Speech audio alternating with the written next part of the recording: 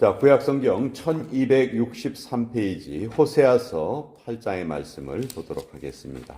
호세아서 8장 1절로 7절까지의 말씀입니다. 구약성경 1263페이지 호세아서 8장 1절로 7절까지의 말씀입니다. 자, 찾으셨으면 우리 같이 읽겠습니다. 시작. 나팔을 내 입에 댈지어다. 원수가 독수리처럼 여호와의 집에 덮치리니 이는 그들이 내 언약을 어기며 내 율법을 범함이로다. 그들이 장차 내게 부르짖기를 나의 하나님이여 우리 이스라엘이 주를 아나이다 하리라. 이스라엘이 이미 선을 버렸으니 원수가 그를 따를 것이라.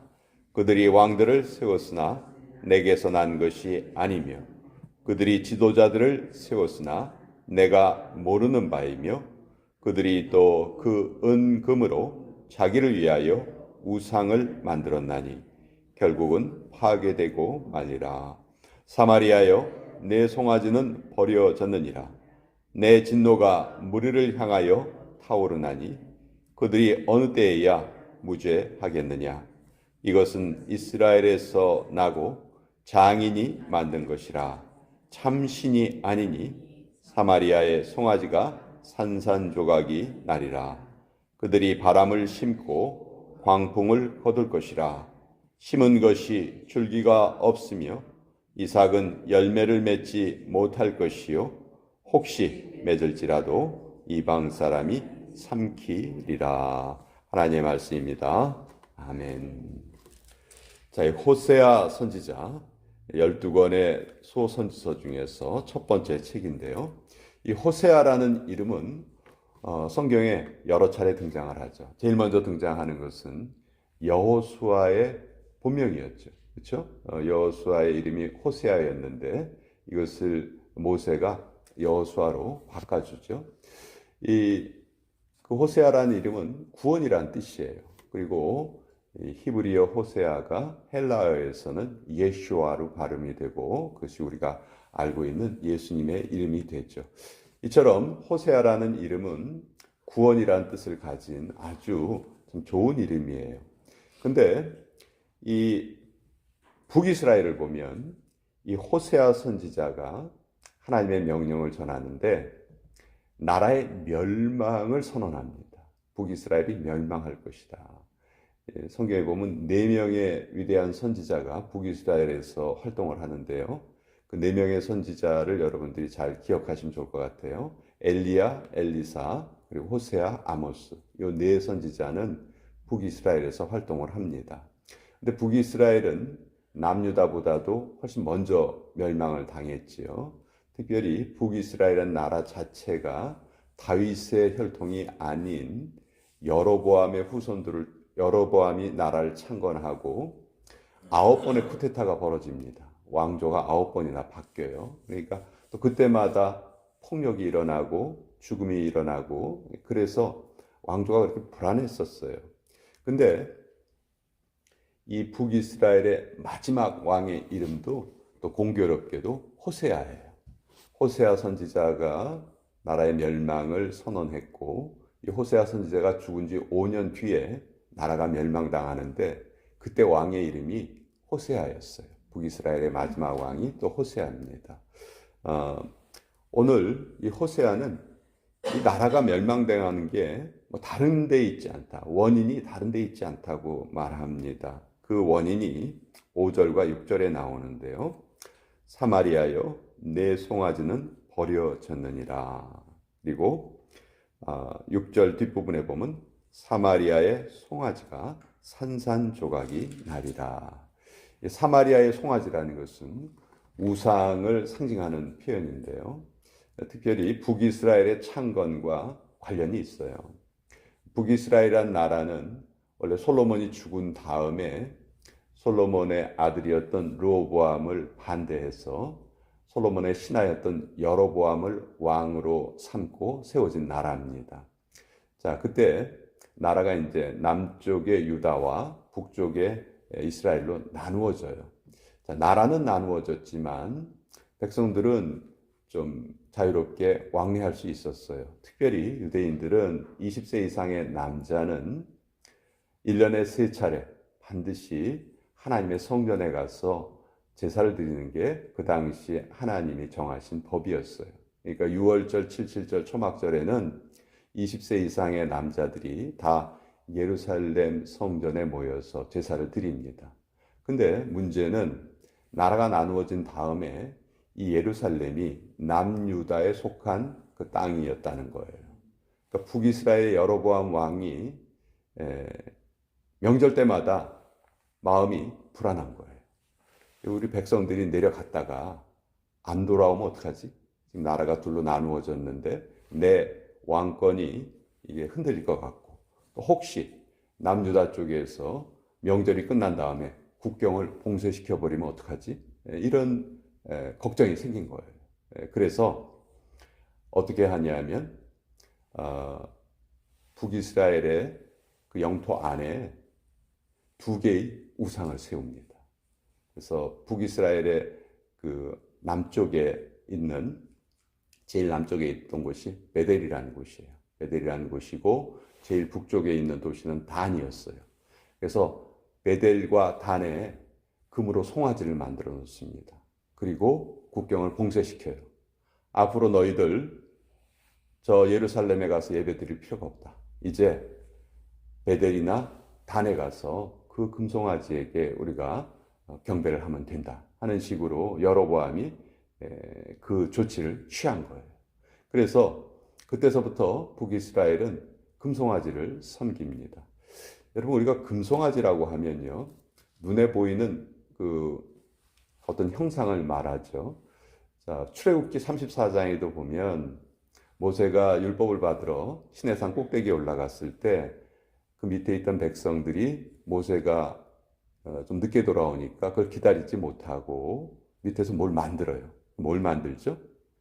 금송아지를 만듭니다. 금송아지를 만들어 놓고 거기에서 춤을 추고 경배하고, 모세가 마침 산에서 내려오다가 그 모습을 보고 하나님께 받은 그 십계명의 돌판을 던져서 깨뜨려 버리는 그런 분노를 발하기도 하죠. 자, 그때 그 형상을 만들어 놓고, 금송아지 형상을 만들어 놓고 이스라엘 백성들이 뭐라고 얘기하냐면 바로 이것이 우리를 애굽에서 이끌어낸 여호와다, 이렇게 찬양을 합니다. 그러니까 이게 금송아지가 하나님을 대체하는 어떤 다른 것이 아니고요, 하나님의 형상, 하나님의, 쉽게 말해서 하나님께서 어떤 것의 형상도 만들지 말라고 하셨는데, 인간이란 존재가 뭔가가 눈에 보이지 않으면 불안한 거예요.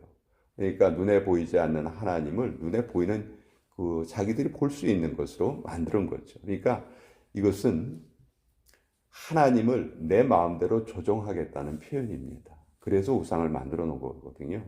근데 그것이 이제 그대로 이 북이스라엘에 그대로 이어진 거예요. 그러니까 왜 근데 이것을 사마리아의 송아지라고 부르느냐? 북이스라엘의 수도가 사마리아였기 때문에 베델과 단에 있던 송아지를 그냥 사마리아의 송아지로 통칭한 것이죠. 그 사마리아의 송아지가 결국은 이스라엘 멸망의 원인이 되었다 하는 거예요. 자, 그래서 오늘 호세아는 1절에 보시면 나팔을 내 입에 댈지어다, 이렇게 말합니다. 자, 나팔은 언제 부냐 하면요, 중요한 일이 있을 때 붑니다.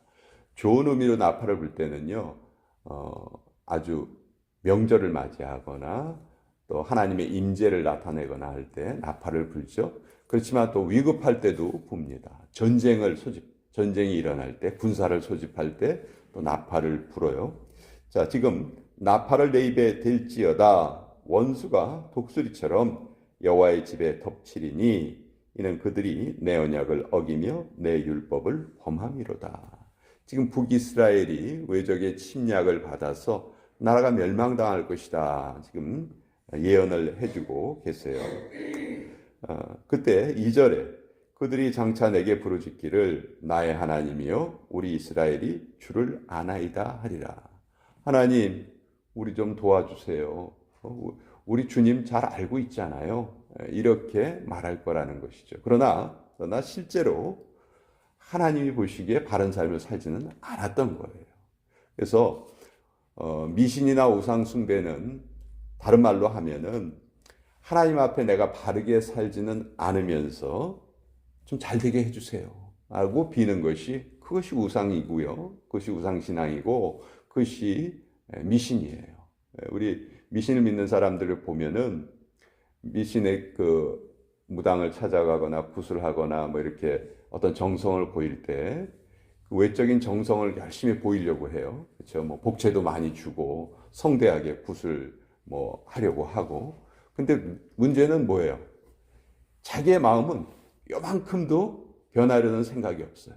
나는 그냥 계속 이대로 살아가는 거예요. 그냥 부정을 저지르고 싶으면 저지르고 잘못을 저지르고 싶으면 저지르고. 그런데 나는 하나도 안 변하지만 내가 정성을 보이니까 내 이 정성을 보고 나 좀 잘되게 해주세요. 이것이 우상신앙이거든요. 반면에 하나님을 믿는 신앙은, 하나님은 이런 외적인 모습은 전혀 관심이 없으세요. 그렇죠? 대신에 뭘 보고 계십니까? 우리 마음의 중심이 정말 하나님 원하시는 모습으로 변화되어 가고 있는지, 그렇게 살려고 애쓰고 있는지, 그거를 보시는 것이 하나님이 관심이에요. 그렇죠? 그러니까 이 우상과 하나님을 섬기는 게 뭐가 다르냐 하면 바로 여기에 다름이 있죠. 그래서 이것을 우리는 하나님이 인격적인 하나님이시다. 그러니까 하나님은 우리의 삶을 보시고 우리의 마음을 보세요. 반면에 우상은 어때요? 비인격적이에요. 아무 관계가 없어요. 내 속마음 바뀌는 건 아무 관계가 없고 그저 복채만 많이 갖다 주고 정성만 많이 보이고 그러면 뭔가가 잘 될 것이다. 사실 우리 인간이 그 신을 섬긴다고 할 때 딱 이 둘 중에 하나예요. 모든 사람들은 다 무언가를 의지하면서 살아가는데 다른 것을 의지하면서 살아갈 때에는 거기에 대해서 하나님의 상급이 있지만, 그렇지 않았을 때에는 오늘 이 북이스라엘의 멸망이 또 하나의 예를 보여주는 것이죠. 그래서 7절에 보시면 그들이 바람을 심고 광풍을 거둘 것이라. 심은 것이 줄기가 없으며 이삭은 열매를 맺지 못할 것이요 혹시 맺을지라도 이방 사람이 삼키리라. 하나님으로 섬기지 않고 살아가는 삶은 아무런 가치가 없는 삶이다. 우리가 열심히 애를 쓴다 해도 그것을 우리가 누리지 못하고 그것은 다 광풍처럼 바람처럼 사라질 것이다. 혹시 조금 열매를 맺는다 할지라도 내가 누리지 못하고 다른 사람이 누릴 것이다. 이것이 우상을 섬기는 자의 모습이다 하는 것을 호세아서가 우리에게 알려주고 계십니다. 자, 오늘 이 말씀 우리 같이 나눠 볼고요. 자, 금요일 아침인데요.